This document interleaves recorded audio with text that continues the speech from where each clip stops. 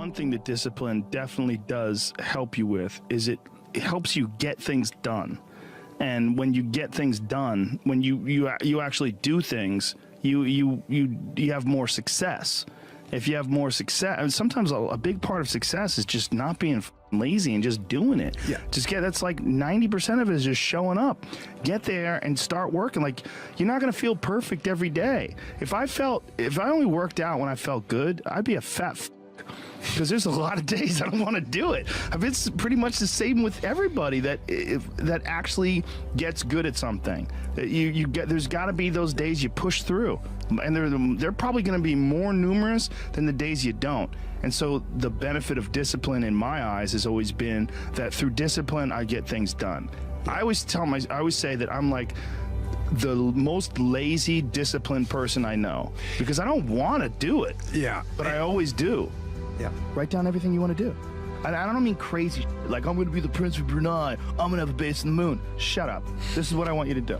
Write down what you would like to fix about your life. And then just, if you're 30 pounds overweight, you want to lose 30 pounds? Do it the right way. Go start eating vegetables, monitor your calories, write down what you eat, exercise every day, force yourself to do it. Say you're the general. The brain is the general, the troops of the body. The troops don't want to listen, but you go, you listen, and you get up and you do it, and then you get to write it down. And if you don't write it down, you don't eat, you don't shower.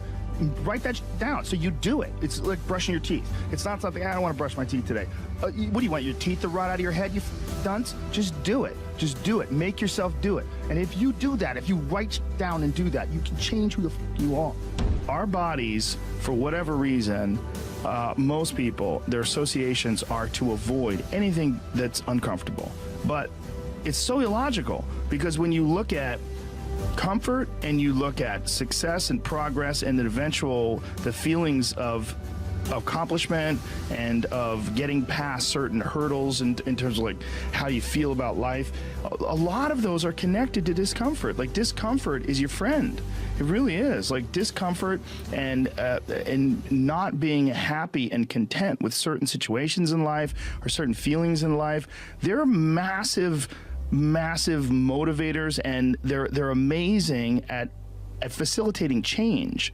And yet our instinct is to avoid those and just sit on the couch and watch some reality show about dudes who make moonshine with our jaw open, like, ugh. It's bizarre. There's a lot of artists and comics, I bet musicians as well, but writers for sure. One of the big problems is sitting down and doing the work. Mm-hmm. And you gotta, and Pressfield talks about that in the most concise and beautiful way, and he labels it like an enemy. He calls it resistance. Mm-hmm. And that you have to sit down, you have to overcome resistance, and that the pro goes to work. And it doesn't matter if you're sick, doesn't matter if you have kids, it doesn't matter what, you're a pro and you go to work, and that just, it puts it in your head that this is what I do. This is what, and you have pride in that. And then when you are in front of that keyboard and you look down the count, it says, I've 1,000 words today. I put 1,000 words in. You're doing the work, and out of that work,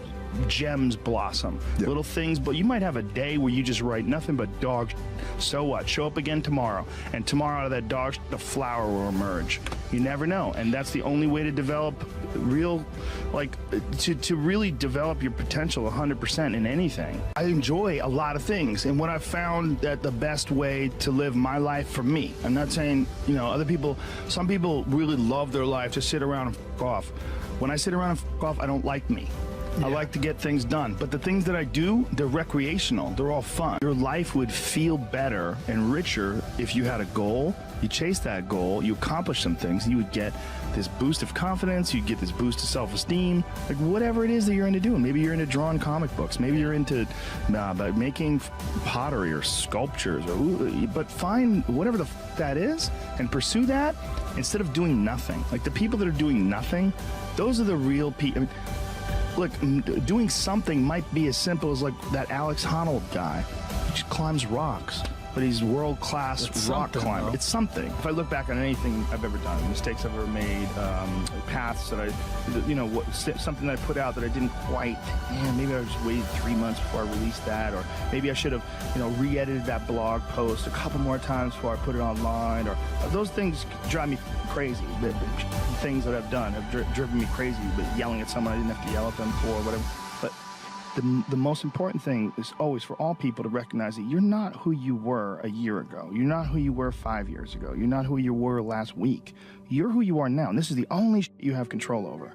So you got to regulate how much you dwell on regrets of the past. You really got to be careful, because it's good to have a little.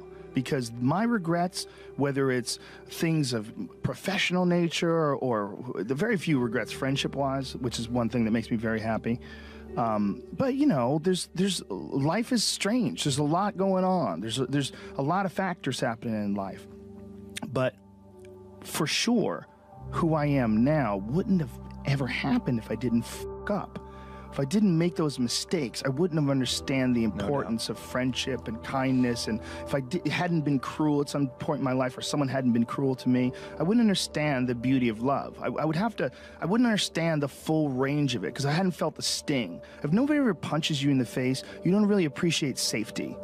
Because a lot of people don't even understand what safety is. You pretend, oh, we're safe, but you are so not safe at any moment. And when someone's punched you in the face a bunch of times, and you've been in a street fight with some guy you barely knew, you got in an argument with, there's something about regular safety that's sweeter. Yeah. It's more delicious. Yeah. It's more delicious. It's way better to drive your car straight after you almost lost control on a turn. You're like, wah! And then you get back straight, you're like, whoa. For sure. I'm not saying that you should go sideways around corners, but what I am saying is that there's a yin and a yang to this world, man. And you gotta fuel yourself with the fuck-ups. And most people get stuck in these patterns because they define themselves as a fuck-up, or they define themselves as a person who doesn't follow through on their ideas, or a person who doesn't pursue their real interests and loves. You define yourself by that. Well, I guess I start things and I quit. No, you don't. No, you have started things and you quit. And it gives you a horrible sense of regret that's made you define yourself by that. You don't have to do that. You don't have to do that.